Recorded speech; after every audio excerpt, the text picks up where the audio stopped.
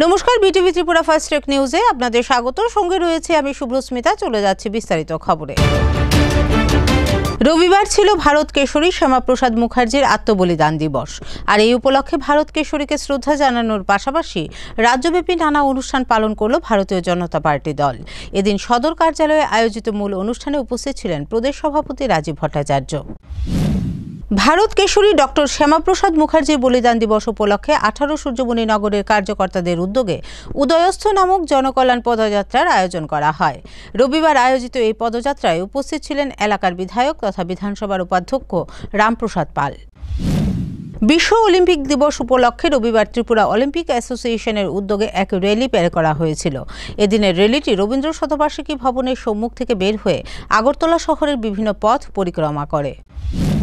ফের 6 জন মহিলা সহ মোট 9 জন বাংলাদেশি নাগরিককে আটক করল রেলওয়ে পুলিশ।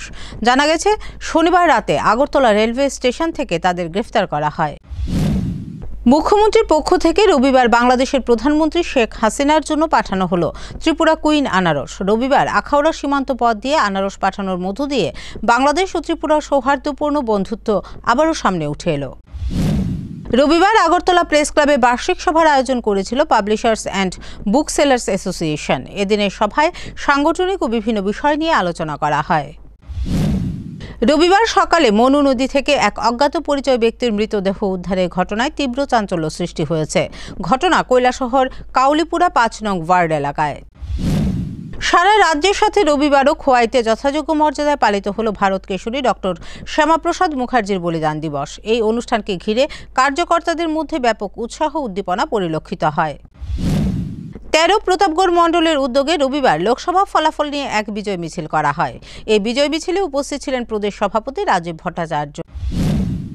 আগামী 26শে জুন আমবাসা মহকুমার অন্তর্গত কুলাই দ্বাদশ শ্রেণী বিদ্যালয়ের মাঠে রাজ্যভিত্তিক বন মহোৎসবের শুভ উদ্বোধন করতে চলেছেন রাজ্যের মুখ্যমন্ত্রী প্রফেসর ডক্টর মানিক সাহা। রবিবার সাংবাদিকদের মুখোমুখি হয়ে একথা বলেন ধলাই জেলার বনাধিকারিক অমিত দেববর্মা। এখনকার মতো BTV Tripura first tech news এই পর্যন্তই। পরবর্তী খবরের জন্য চোখ রাখুন বিটিভি ত্রিপুরার পর্দায়। নমস্কার।